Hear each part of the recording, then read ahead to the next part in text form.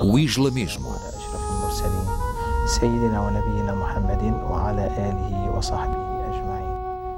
Sou testemunha de que o Senhor é o nosso Criador e o profeta Maomé, que a paz esteja com ele, é o nosso mensageiro. Ele veio entregar uma mensagem e fê-lo de modo perfeito, seguindo o caminho do amor e da pureza.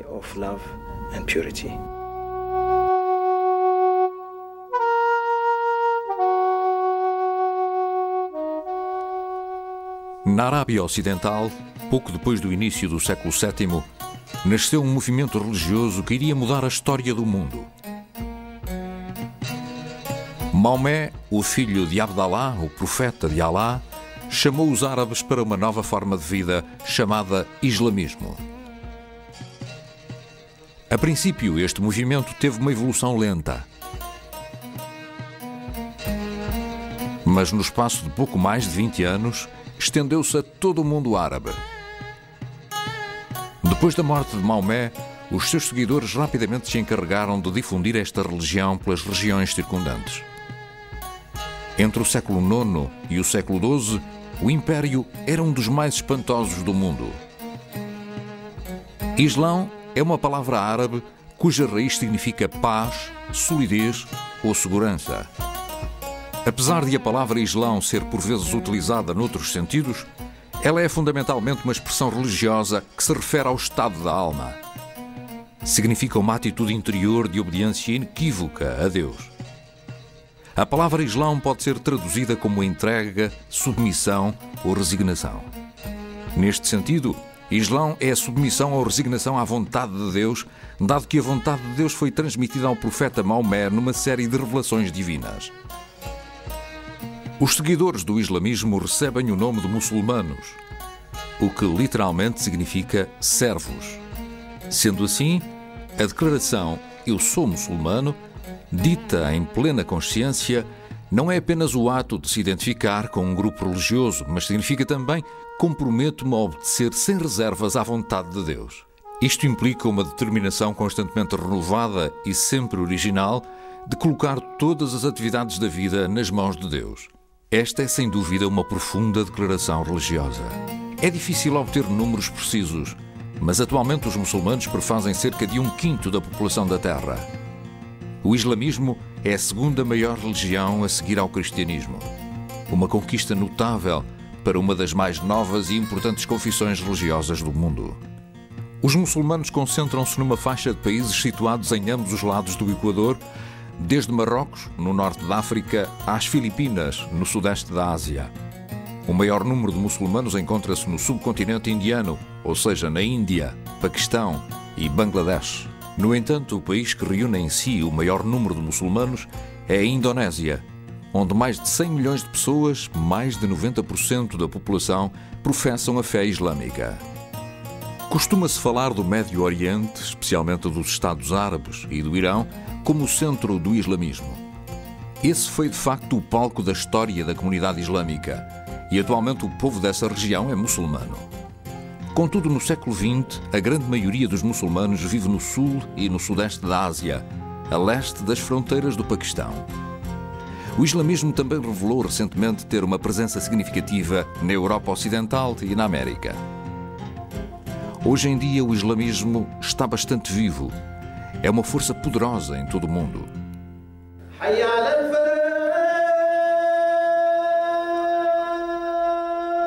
Uma das principais obrigações de todos os fiéis do Islão é prestar provas da fé que professam. Em primeiro lugar, devem repetir a Shahada, ou Declaração de Fé. Em nome de Deus, beneficente e misericordioso, sou testemunha de que não há outro Deus senão Deus, e Maomé é o seu mensageiro. Os muçulmanos veneram Deus e não o profeta Maomé. Nesta medida, é um grande erro falar da religião islâmica como sendo uma religião maometana ou referir-se aos seus seguidores como maometanos. O papel de Maomé na crença islâmica é muito diferente do de Jesus no cristianismo. Maomé é visto como um profeta ou mensageiro de Deus, enquanto no cristianismo Jesus é considerado a encarnação da própria divindade. Pouco se sabe sobre os primeiros anos da vida de Maomé, ignorando-se inclusivamente a data precisa do seu nascimento. Apesar da informação disponível ser escassa, sabemos que Maomé nasceu em Meca, no seio de uma família pobre, em 570 d.C. A sua subsistência dependia do comércio. Trabalhou como mercador e viajou com caravanas até às fronteiras da Arábia. Quando tinha cerca de 40 anos, recebeu a primeira revelação de Deus, um chamamento para ser profeta. Ele era um pensador que cultivava o hábito da meditação, das vigílias solitárias e do jejum nos montes que rodeavam Meca. Maomé começou a pregar depois de ter recebido uma revelação descrita num capítulo do Corão em que, nos primeiros versos, se pode ler: Vós que estáis envoltos no manto, erguei-vos e espalhai a mensagem. Enaltecei o Senhor, purificai as vossas vestes. Segundo a tradição, quando Maomé recebeu as revelações, esqueceu-se de tudo o que o rodeava, entrando num estado de transe. De acordo com a ortodoxia islâmica, Deus foi o autor das revelações. Maomé recebeu-as, e o intermediário entre ambos foi o anjo Gabriel. Os árabes pagãos do tempo de Maomé conheciam e acatavam uma variedade de poderes. No Corão e na poesia dos árabes anteriores ao islamismo, está provado que estes árabes sabiam da existência de um Deus superior, a quem chamavam Alá, mas não o veneravam. Há que salientar que Alá não é o nome de um Deus, mas simplesmente a palavra árabe que significa Deus. Por isso, Maomé e as revelações não proclamavam a existência de uma nova divindade desconhecida para os árabes. O objetivo era declarar que Deus é único, uma divindade singular. Quando Maomé deu início à sua missão pública, deparou logo à partida com pouco êxito. Foram poucos os que se converteram. Entre eles não se encontrava nenhuma das personalidades de Meca. Havia diversos aspectos dos ensinamentos de Maomé que irritavam francamente os habitantes de Meca. O profeta desdenhava dos deuses desse povo. Um dos passos importantes para aceitar as declarações de Maomé quanto a ser o mensageiro de Deus seria reconhecê-lo como governante de Meca, algo que os comerciantes ricos da cidade não estavam dispostos a fazer. Ele enfrentou uma oposição inflexível, mesmo da parte da família e da tribo a que pertencia, cujo poder provinha do facto de serem de Kaaba, o templo primordial construído por Abraão e que se crê ter sido fundado por Adão, o primeiro homem criado por Deus. Por conseguinte, a missão do islamismo, que consistia na unidade divina e na oposição a todo tipo de idolatria, encontrava um obstáculo num dos seus princípios fundamentais: o poder da família, da tribo, que era a própria tribo do profeta. Por essa razão, em 621, Maomé começou a negociar com alguns cidadãos de Yatrib, um oásis que ficava a uns 160 km a norte de Meca. Cerca de 70 seguidores não tardaram a mudar-se para Yatrib e um ano mais tarde Maomé juntou-se a eles. A migração de Meca para Yatrib é a chamada Hégira. A cidade de Yatrib mudou mais tarde o nome para Madinat al-Nabi, que significa a cidade do profeta, ou simplesmente Al-Madinah, a cidade. Esta migração assinalou uma mudança radical na vida do profeta. Os seus ensinamentos foram então postos em prática. A data da Hégira também assinala o início do calendário islâmico, que se baseia nos ciclos lunares. Uma vez estabelecido em Medina, Maomé virou a sua atenção para o exterior, especialmente ao lidar com os seus velhos inimigos, os habitantes de Meca. Através de uma série de alianças e campanhas militares, ganhou influência junto das tribos da área que circunda Medina. De seguida, começou a interceptar as caravanas de Meca, que eram a força motriz da cidade. Numa pequena localidade, a sudoeste da atual cidade de Medina, numa aldeia chamada Badr, os habitantes de Meca juntaram uma grande força militar com uma caravana. Travou-se uma batalha entre um exército muçulmano muito reduzido, talvez de cerca de 300 homens, e um exército de Meca muito maior em número. Apesar disso, o exército de Meca foi completamente derrotado. Registaram-se muitas mortes, embora do lado do exército muçulmano esse número fosse pequeno. Se os habitantes de Meca tivessem ganho, seria o fim do islamismo. O poder de Maomé aumentou até Meca lhe reconhecer a autoridade. e ele ocupou a cidade em 630 sem que tenha havido luta. A cidade e os seus habitantes foram tratados generosamente. O mais importante santuário de Meca, a Kaaba, foi despojado dos seus inúmeros deuses e associações politeístas, tornando-se o centro da devoção religiosa muçulmana. Com a conquista de Meca, Maomé transformou-se no homem mais prestigiado e poderoso de toda a Arábia. Contudo, em 632, apenas 2 anos depois da conquista de Meca, Maomé faleceu aos 62 anos, na sequência de uma doença repentina. A comunidade islâmica mergulhou imediatamente em controvérsia em torno da questão da liderança. A desintegração foi evitada porque um grupo de seguidores de Maomé decidiu aclamar Abu Bakr como líder da comunidade. Abu Bakr tornou-se assim o primeiro califa ou sucessor do profeta. Ele e os 3 sucessores governaram durante o chamado período dos califas corretamente guiados. Maomé uniu toda a Península Árabe sob o seu domínio, algo nunca antes alcançado.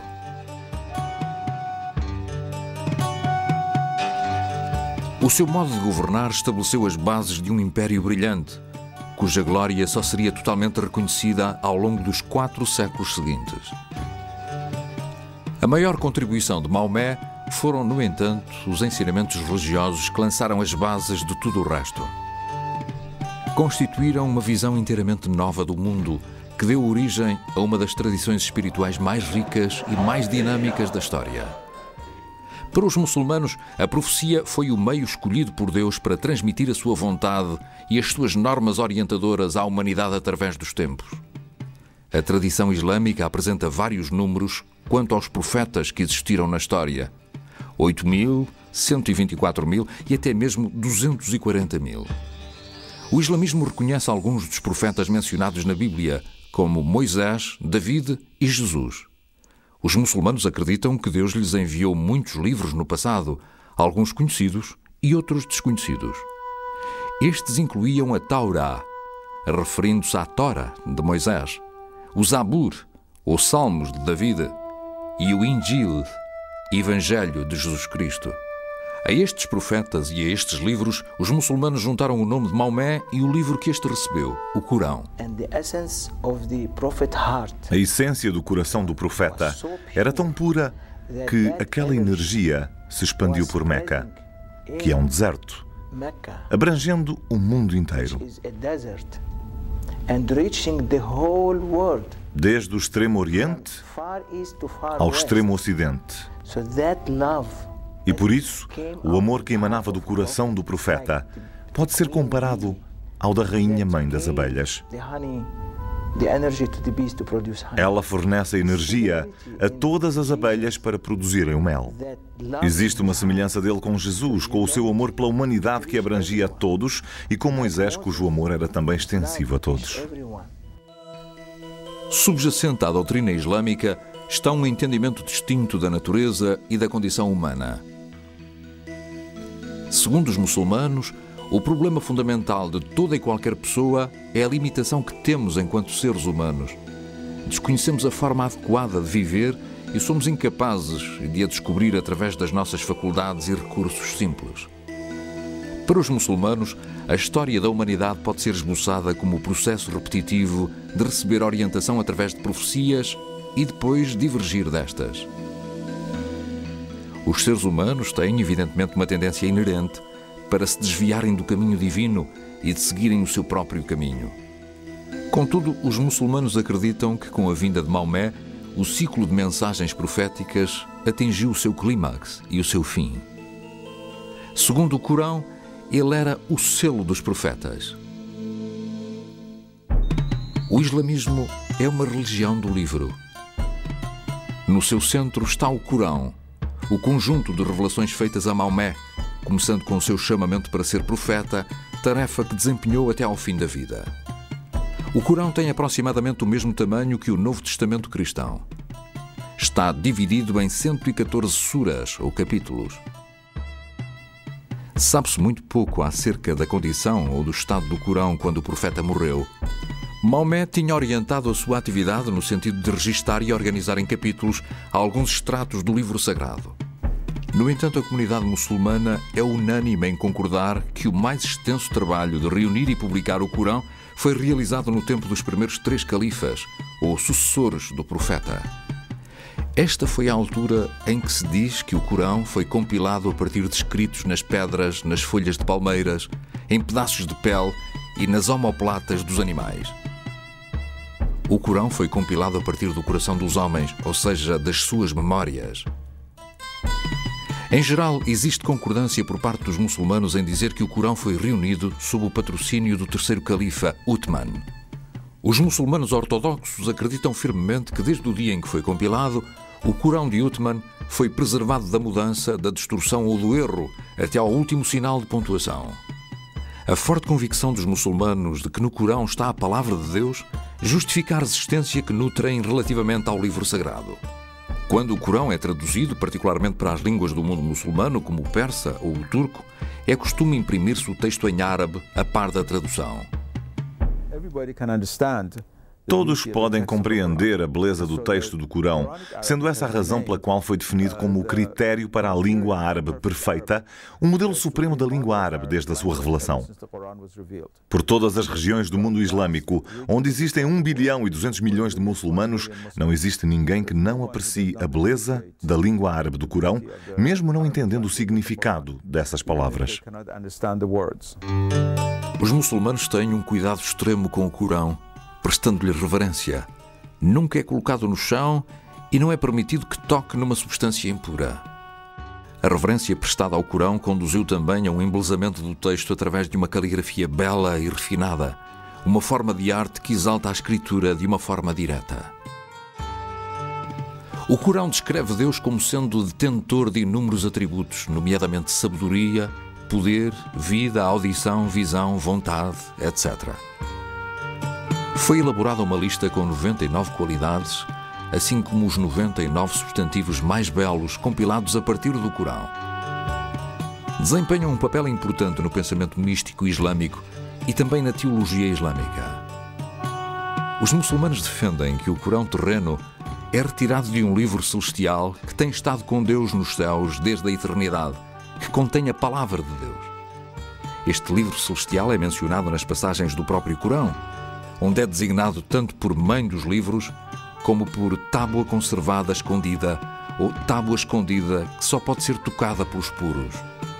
A crença geral é de que as revelações feitas aos profetas anteriores, bem como as que foram feitas a Maomé, foram retiradas deste livro celestial. Desde que o Corão é considerado a palavra de Deus, todos os seus aspectos são sagrados, o que inclui não só o que é dito, mas também o próprio som das palavras.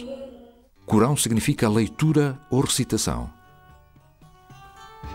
As suas palavras têm sido entoadas em voz alta e o Corão deve ser sempre tocado e recitado num estado de pureza ritual e com retidão de intenções. Tocar, ler ou recitar o Corão, ou ouvi-lo a ser recitado, significa estar na presença do Divino. É igualmente concedida extrema atenção à recitação do Corão de forma adequada. Nas revelações, o profeta recebeu a ordem de recitar o Corão entoando-o, ou seja, recitar a revelação de um modo belo e envolvente.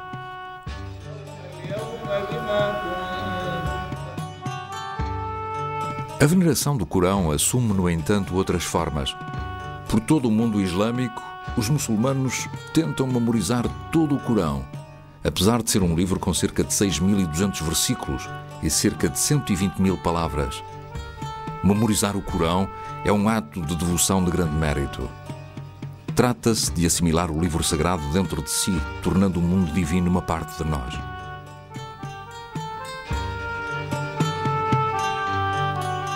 Por esta razão, existem escolas em todo o mundo islâmico para ensinar o texto do Corão às crianças. O Corão é a autoridade máxima para os muçulmanos em todos os assuntos de religião e lei. Engloba todos os aspectos da vida islâmica. Os muçulmanos tentam combinar os seus ideais religiosos com a política. Em alguns países muçulmanos, o Corão é mesmo considerado a própria Constituição do Estado. Os muçulmanos interessam-se muito por saber como agir corretamente nas várias circunstâncias da vida. A lei islâmica resume-se essencialmente ao esforço de estabelecer a vontade de Deus para a conduta humana. O padrão divinamente decretado para as pessoas levarem uma vida justa designa-se Sharia, uma palavra que significa um caminho bem percorrido, uma estrada larga ou o caminho para a água. Devido ao âmbito da Sharia, diz-se com frequência que o islamismo é um sistema de vida completo. A Sharia regulamenta o comportamento ritual, estabelece regras para a higiene pessoal e estipula o vestuário adequado. Se quiser explicar a alguém o que é dito no Corão quanto aos motivos de se dever usar um véu, a explicação que o Corão dá é que este deve ser usado para se ser reconhecido como muçulmano, para não se ser incomodado. E o véu deve ser usado na rua. A nossa organização, no entanto, não dá importância ao uso do véu. De facto, nem sequer o discutimos quando realizamos conferências. Consideramos que isso é uma escolha pessoal entre a mulher e Deus e a opção de se cobrir com o véu é pessoal. Ninguém a devia forçar a fazê-lo e ninguém a devia forçar a não o fazer. O facto de a Sharia poder ser aplicada em vários domínios permite que seja classificada como um código moral, mais do que uma lei, governando inclusivamente o que podemos considerar hábitos de etiqueta. Temos de ser tolerantes com as pessoas, pacientes, amáveis, amar a todos, não discriminar ninguém, não ser racistas nem ter maus hábitos, não ter mau caráter. E o que ensinamos aos outros, devemos fazê-lo nós em primeiro lugar. A lei islâmica classifica as ações humanas em 5 categorias.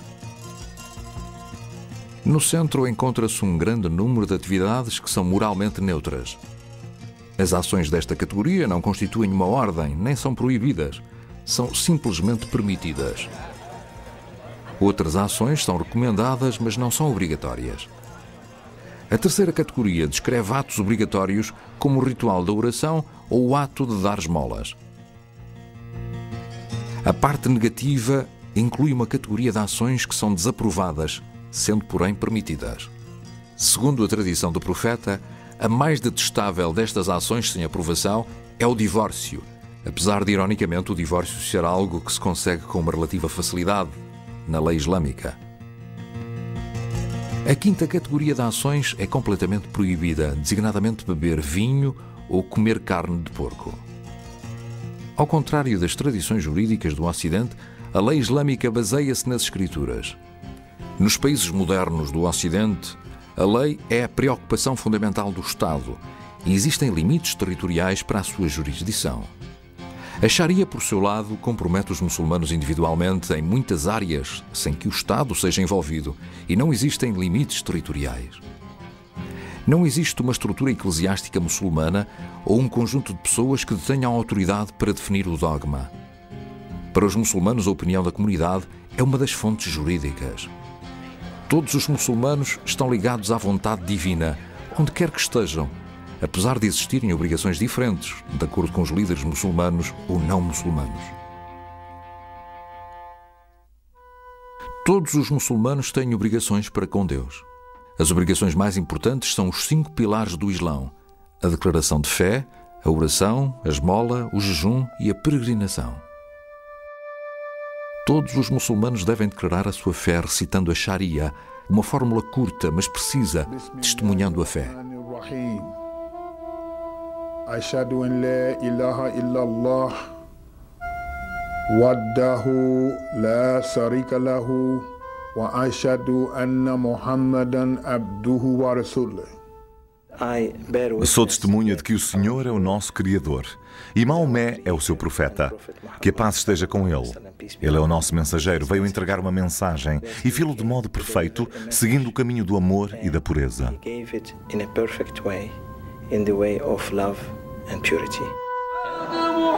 Todas as pessoas que se convertem ao islamismo têm de professar a sua fé na presença de testemunhas, e a declaração é repetida várias vezes nas orações diárias. O segundo pilar é a oração, que é feita 5 vezes por dia. Antes da alvorada, ao meio-dia, à tarde, ao pôr do sol e à noite. De cada vez que o fazem, os fiéis devem procurar um local limpo e a oração pode ser feita em privado ou na companhia de outros. O muezin realiza o chamamento para a oração a partir da mesquita ou do minarete. Estes chamamentos frequentes são conhecidos de todos os viajantes das terras orientais. Antes de efetuar a oração, a pessoa deve encontrar-se num estado de pureza ritual. A preparação para a oração inclui abluções e a consciencialização da intenção de orar. Em todas as mesquitas existe água corrente e um espaço reservado ao culto. A oração comunitária acontece todas as sextas-feiras ao meio-dia e também em dias festivos na mesquita. A oração é sempre realizada num local voltado para Meca e para o grande santuário, a Kaaba.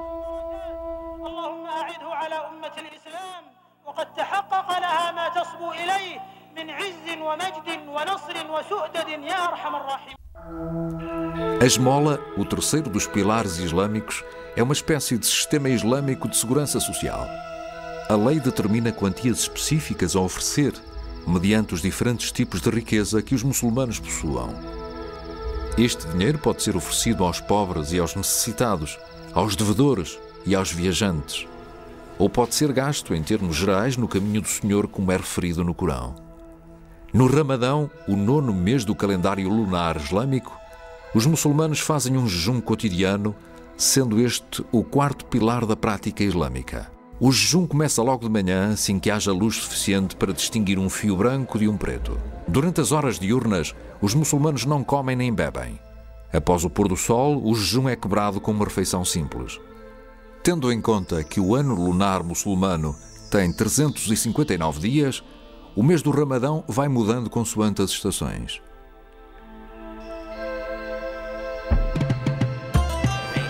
O período de jejum termina com um dos maiores festivais religiosos do ano islâmico, o Eid al-Fitr, que celebra a quebra do jejum. Durante o festival, é costume usarem-se roupas novas, visitar amigos e trocar prendas. O 5º pilar do islamismo é a Hégira, a peregrinação a Meca no 12º mês islâmico. Todos os muçulmanos saudáveis e com capacidades financeiras devem empreender a peregrinação pelo menos uma vez na vida. E quem o faz chama-se Hajj. Ao entrar na Porta da Paz, o peregrino deve submeter-se a um ritual de purificação e usar um vestuário especial.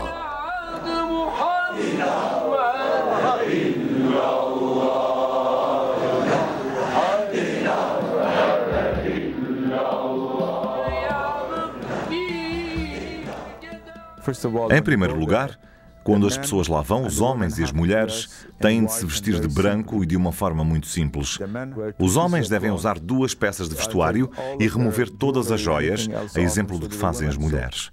Desta forma estão reduzidos, em certo sentido, a um tipo de pureza e igualdade perante Deus, tal como num dia de juízo. Entre um rei e um pedinte não existe absolutamente distinção nenhuma. O tecido branco que é usado está cozido e serve de mortalha quando a pessoa morre. Na caminhada que fiz em torno da Kaaba, que é realizada no sentido contrário ao movimento dos ponteiros do relógio, o que implica e estabelece que o tempo e o espaço perdem o seu significado porque se está a andar em sentido contrário, indicando que o tempo é uma criação, não é real, vi 2 homens de idade com os seus cerca de 90 anos a andar muito, muito devagar, de mãos dadas.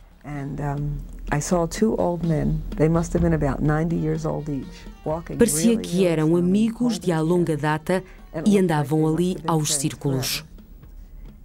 Estavam a andar calmamente, sem pressas. Provavelmente precisaram de cerca de 8 horas para fazerem a mesma coisa que eu fiz numas 2 horas e meia e era maravilhoso. Era como se o tempo tivesse parado para eles. Estavam a fazer a caminhada ao ritmo deles.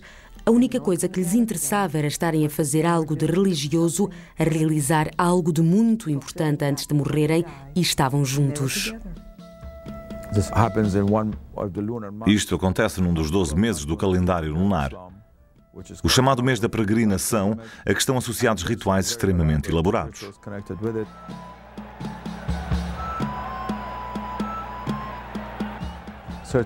Certos movimentos e sacrifícios que representam o sacrifício de um animal, sendo que a comida é depois entregue aos pobres, o que de facto simboliza o sacrifício da nossa própria alma apaixonada por Deus. Os muçulmanos de todo o mundo executam também um sacrifício nesta altura, o chamado Festival do Sacrifício. É considerada a mais importante das várias celebrações religiosas que marcam o ano islâmico. O auge da celebração é estar na presença de Deus na planície de Arafat, o local onde o profeta pregou o seu derradeiro sermão. Depois de completarem os rituais em Meca, a maior parte dos peregrinos termina a sua viagem à Arábia com uma visita ao túmulo do tão amado profeta em Medina. A peregrinação é muito mais do que um ato individual de devoção. Em tempos, chegavam a vir pessoas de todo o mundo que se juntavam aqui, e hoje esse número aumentou para 1.200.000 da última vez que se celebrou a Hégira. Vêm pessoas de terras longínquas, desde Toledo, no Ohio, ao Tombuctu, no Mali, ou Ast, na Indonésia. Pessoas loiras e morenas, de aparência malaia, chinesa e caucasiana. Gente vinda de todo o mundo. É uma instituição única. Assistir a esta celebração é uma experiência notável.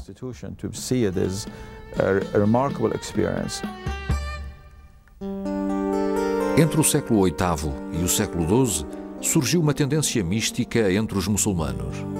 O seu início foi modesto, mas o movimento místico rapidamente se expandiu no horizonte religioso.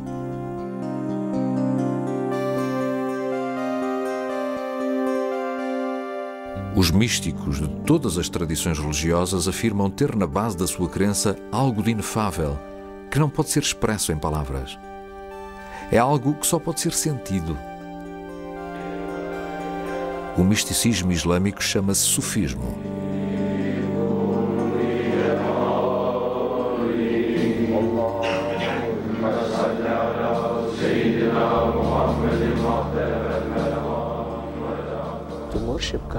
No sufismo, Deus é venerado como se o estivéssemos a ver. Se não o estivermos a ver, Ele está a ver-nos a nós.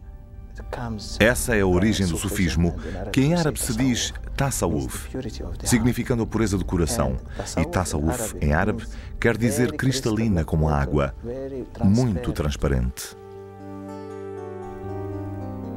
Existem muitos elementos místicos na tradição islâmica que contribuíram para a ascensão do sufismo. Alguns podem ser encontrados na vida do profeta. Maomé cultivava o hábito do jejum e da oração nas suas vigílias noturnas, com uma disciplina muito rigorosa. O Corão também é rico em elementos convidativos a uma interpretação mística, mesmo numa primeira leitura. Há um versículo que enfatiza a profunda presença divina, um princípio fundamental do misticismo. Lembra-te sempre do Senhor.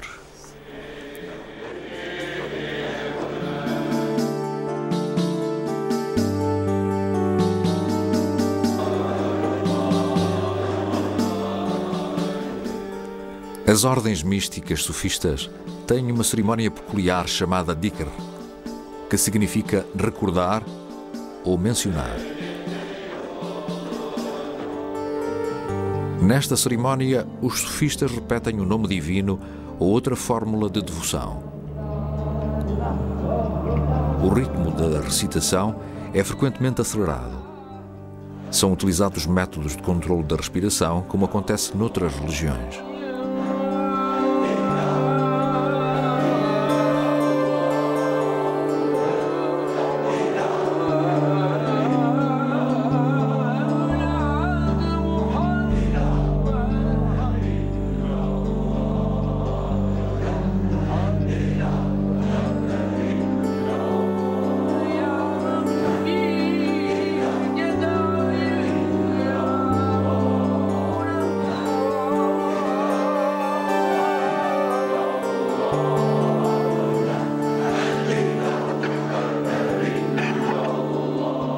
Muitas ordens sufistas movem-se ritmicamente acompanhando o canto. A famosa ordem de Maulaouia, da Turquia, com os chamados derviches rodopiantes, destaca-se por uma dança rodopiante que acompanha a música. A dikr sufista é a maneira de alcançar o êxtase. O seu objetivo é tornar os dançarinos capazes de aprofundarem o seu conhecimento de Deus e esquecerem aquilo que os rodeia. Muitos místicos tentaram descrever o processo místico e o caminho misterioso de união com Deus. Ao longo dos séculos, a literatura sufista tem-se dedicado largamente à explicação do caminho místico. Existe muita poesia e livros sufistas que expressam as formas de nos purificarmos através da oração e do jejum. Podemos jejuar, orar, mas podemos enganar. É possível fazer tudo, até mentir. Porém, quando se alcança um estado de pureza, sabendo que Deus nos está a observar, então seria aquilo a que eu chamo um estado de excelência, de perfeição, o último estado. Aí é impossível enganar. Como é que vou rezar e entrar na presença de Deus se estou a mentir?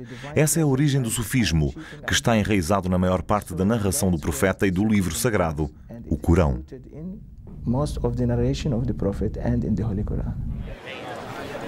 No século XII surgiram diferentes fraternidades sufistas. Existiam sufistas em todas as esferas da sociedade, incluindo a classe governante, a elite religiosa e o povo. Todas as fraternidades receberam o nome de uma figura sufista importante. As biografias dos santos estão repletas de histórias que demonstram o seu discernimento perante a verdade que as coisas encerram. O poder associado a um santo não cessa com a sua morte. É um costume muçulmano construir túmulos belos e decorados de forma elaborada para os santos importantes. Os fiéis visitam estes túmulos em peregrinação. É como um organismo vivo. O islamismo continua a evoluir à medida que cada geração de muçulmanos se apropria da sua herança. Mesmo nos séculos mais recentes, continuaram a surgir novas escolas ou ramificações. O Sr. Luís Farrakhan. Estou a pedir votos porque pretendo ter o poder de Deus Todo-Poderoso para virar a América do avesso e dar-lhe a volta. Algumas destas eram variações da crença islâmica, outras rompiam com a tradição islâmica da qual eram originárias. É errado continuar a apresentar a religião islâmica do modo que ele faz. Essa é que é a verdade. É errado. Houve, entretanto, uma divisão fundamental na comunidade muçulmana que importa referir. É a divisão entre aqueles que se chamam sunitas e os xiitas. Como vimos, a palavra sunita aplica-se àqueles que seguem a sunna, ou um caminho certo. Os sunitas consideram-se o povo do caminho traçado e da comunidade. Mais de 85% dos muçulmanos a nível mundial são sunitas. E talvez por essa razão a sua versão do islamismo é por vezes designada por ortodoxia. Não existe discordância entre os sunitas e os muçulmanos xiitas quanto às doutrinas básicas do Islão. Todos defendem a unicidade de Deus e do Corão. A divisão entre muçulmanos sunitas e xiitas tem por base o desacordo quanto à questão da liderança resultante da morte de Maomé. A palavra Shia significa partidário, apoiante de alguém. E esse alguém era Ali, o primo e genro do profeta. Colocou-se a questão de quem seria o sucessor do profeta enquanto líder da comunidade islâmica após a sua morte. A maioria das pessoas considerava como sucessor Abu Bakr, o respeitável amigo do profeta 2 anos mais velho que ele, e o primeiro homem adulto a converter-se ao islamismo. Os chefes da comunidade reuniram-se e elegeram-no a ele. Um número mais reduzido, uma minoria, acreditava que o profeta já tinha designado Ali, que tinha 12 ou 13 anos quando o profeta recebeu a mensagem do Islão e que também era considerado a primeira pessoa a converter-se ao islamismo, mas enquanto jovem. Os xiitas acreditam que Deus nunca permitiria que o mundo não tivesse um guia espiritual infalível. Assim como Maomé interpretou as revelações para a sua geração, os xiitas acreditam que é necessário um intérprete e guia para as gerações que lhe sucederam. Existiram 12 guias espirituais, o último dos quais ainda se crê estar vivo, apesar de se esconder da vista dos humanos. O islamismo ensina que os fiéis irão colher os frutos da submissão a Deus, quer neste mundo, quer no mundo futuro. No entanto, os muçulmanos têm tido dificuldade em reconciliar este ensinamento com aquilo que tem acontecido. No século XVII, os muçulmanos detinham 3 grandes poderes dinásticos. O Império Otomano dominava a atual Turquia e as regiões circundantes. A dinastia Safávida governava a antiga Pérsia, que é hoje o Irão. E o Império Mongol reinava na Índia. Todos eles eram culturalmente ricos, economicamente poderosos e fortes no plano militar. No final do século XIX, porém, o Império Mongol já havia desaparecido, absorvido pelos territórios da Rainha Vitória de Inglaterra. O Irão, cenário da antiga dinastia Safávida, tornou-se impotente quando os interesses rivais britânicos e russos começaram a disputar o controle do país. E o Império Otomano ficou conhecido como o doente da Europa, destruído pela Primeira Guerra Mundial. No século XIX, grande parte do mundo islâmico, de Marrocos à Indonésia, ficou reduzido a um estatuto de colónias controladas pelos impérios ocidentais. Tudo isto levou a que alguns muçulmanos voltassem a examinar as suas convicções religiosas fundamentais, quando se esforçam por reformar e revitalizar politicamente a comunidade muçulmana. Nos últimos anos, vários fatores contribuíram para garantir aos muçulmanos de que os seus pés continuam no caminho certo. Um desses fatores foi a queda do colonialismo, permitindo aos muçulmanos quebrar o jugo político da Europa. Especialmente depois da Segunda Guerra Mundial, houve uma série de países muçulmanos que declararam e reclamaram a sua condição de nação. Os Estados muçulmanos formam atualmente um bloco poderoso nas Nações Unidas, detendo uma influência significativa sobre as questões internacionais. Outro fator é a aquisição de uma grande riqueza pelos países com inesgotáveis recursos petrolíferos, assumindo um papel de destaque no palco mundial. O islamismo tem vindo a crescer em parte devido ao aumento natural da população nos países muçulmanos, mas existem outros fatores. Um deles é a fácil adaptação dos ensinamentos islâmicos aos costumes locais e, consequentemente, a novas regiões. Outro refere-se ao conteúdo dos ensinamentos islâmicos, nomeadamente à igualdade. Todos são bem recebidos na comunidade muçulmana, independentemente da raça, classe social ou passado. Esta situação provocou uma consciência renovada do que é o islamismo. Tem havido uma forte afirmação do seu significado, não só para os muçulmanos, mas para as pessoas do mundo inteiro. Os muçulmanos estão a voltar-se cada vez mais para os valores da sua própria tradição. No passado, a devoção ao islamismo parece ter conduzido a comunidade ao auge do seu poder e criatividade cultural. Muitos muçulmanos acreditam existir salvação no mundo de hoje e que ela reside no facto de se regressar às fontes originais dessa força.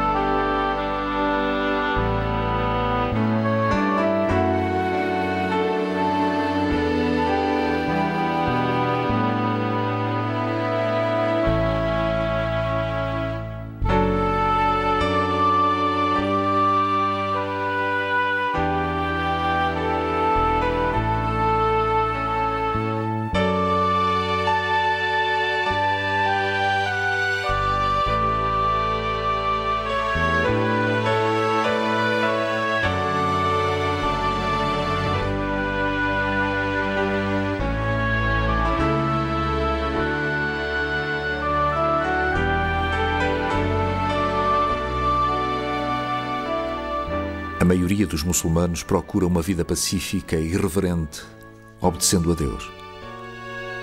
O Corão decreta uma saudação comum para o mundo islâmico.